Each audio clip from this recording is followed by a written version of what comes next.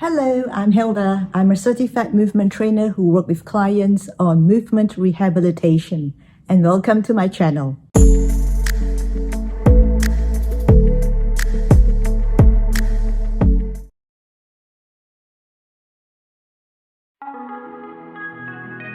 A posterior pelvic tilt refers to a pelvis that tips backwards. When that happens, it means that we have lost our lordotic curve. What that means is this. Our spine naturally is made up of three main curves. The first curve is at the cervical area. The second curve, which is also called the kyphotic curve, is at the thoracic area, which actually comes out a little bit like a bump. And the third curve is our lumbar region or lower back, and that curves in. That is our lordotic curve. These three curves are important to keep our spine balanced.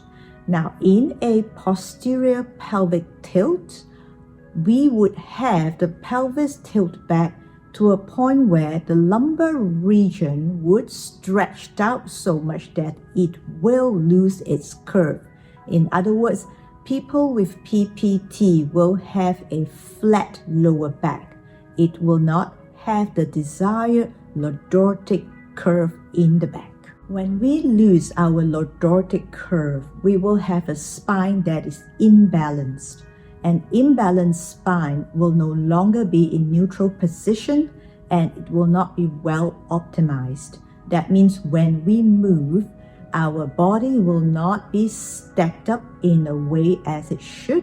Therefore, we will be more prone to injuries. And the most common injury that could happen from a posteriorly tilted pelvis is lower back pain. We definitely want to avoid lower back pain or any pain at all.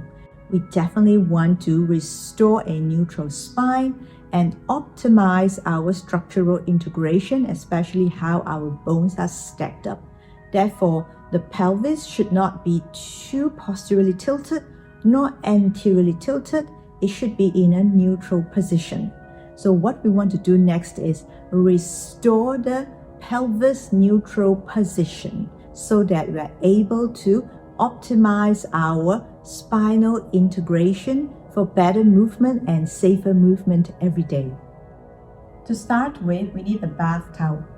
I've got one laid out here and folded into half like this.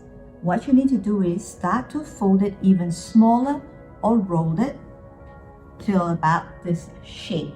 And we're going to put this under our lumbar region.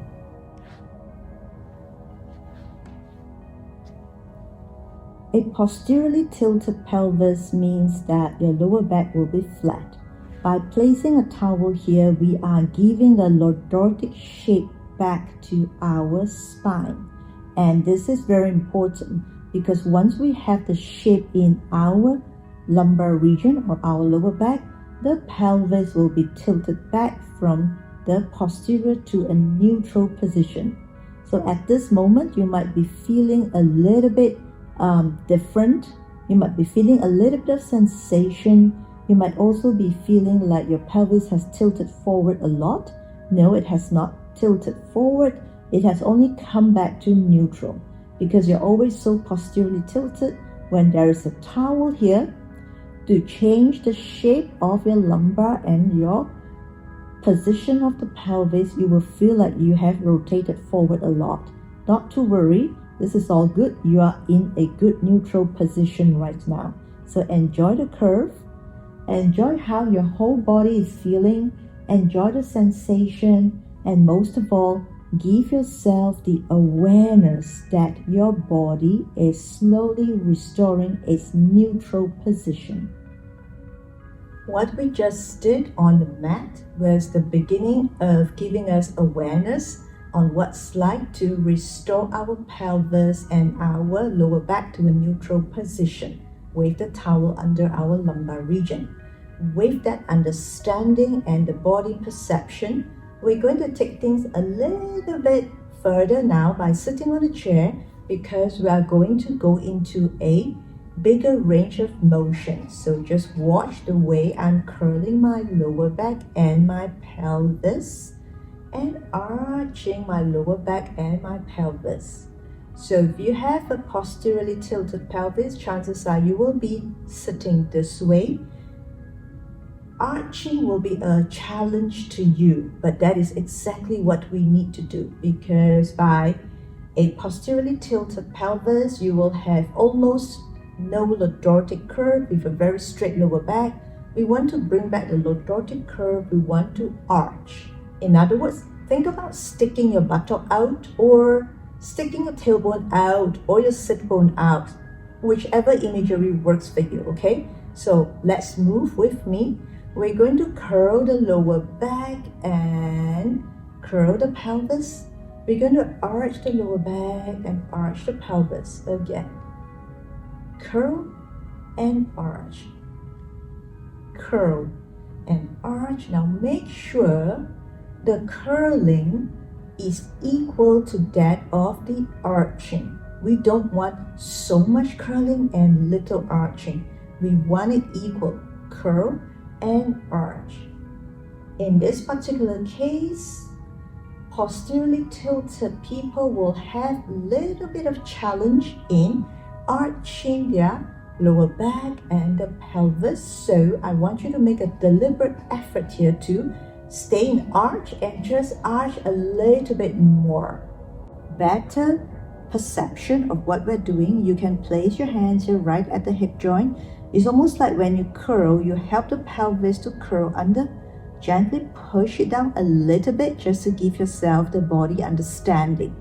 And arch. Kind of like use your hand to help you this way. And arch. And curl. And arch. And curl. And arch. One more time. And arch.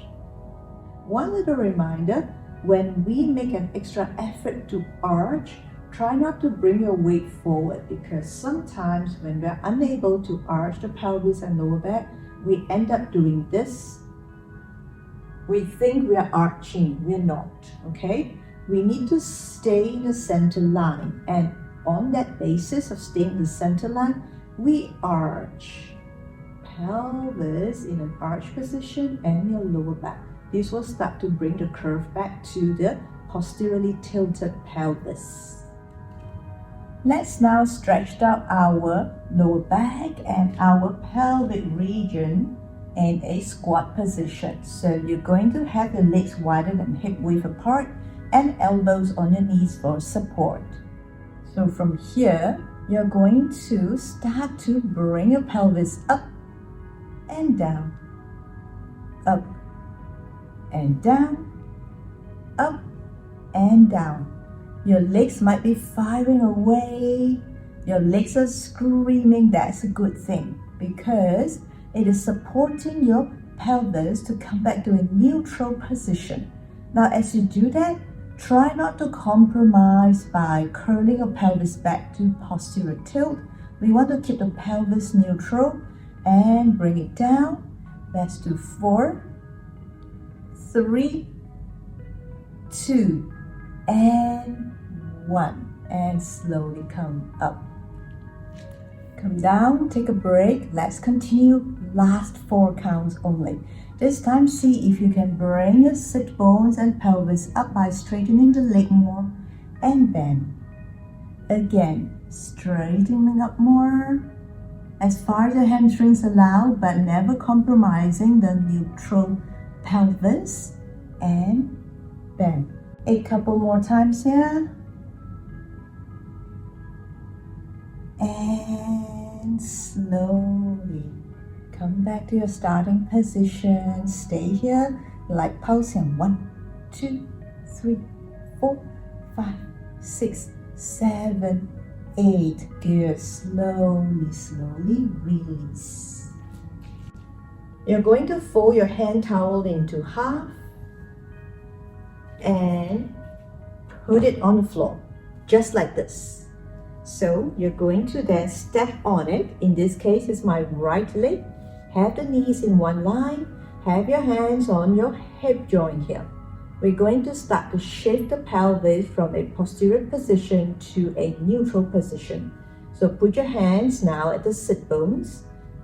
So bring your sit bone out. You may feel like you're sticking your buttock out. That's fine. That's the feeling you want. Feel like you're really opening up your butt, and that should bring you to neutral.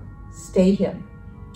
Slowly, keep your left leg really stable. You're going to start to move the right leg back and front, back and front. The question is, can you do this without changing the position of the pelvis? So have your hands here at the hip joint for a very good reason, because if we start moving our pelvis, we will feel this. We will feel the hips kind of moving to push the fingers away. But if your fingers are there with no feeling of hip joints pushing against it, then you're good. Again, from here, you're going to bring it back and front. Bring it back and front. The pelvis doesn't change its shape. Stay neutral. Again, resist the pelvis from going back to the posterior tilt here. We want to stay neutral. 2 more times. Bring it back and come back. Knees aligned and slowly come back up. Let's do the other side. Right now, my left foot is on the towel. Same thing here. You're going to pull your buttock out to bring the pelvic position from posterior to neutral, sticking up your butt. And then from here, you're going to start to bring the left leg back and front. You know what's great about this is, apart from training a pelvis to come back to neutral, you're also working on the standing leg. In this case, it's my right leg. The standing leg has to work a lot to support you while you're moving your other leg. And of course, there's a lot of core control here to prevent us from tilting the pelvis. 2 more times. 1 more. Keep the pelvis neutral and slowly come back up. How did that go for you? I hope you feel some sweet sensation in your pelvic region and a nice release in your lower back.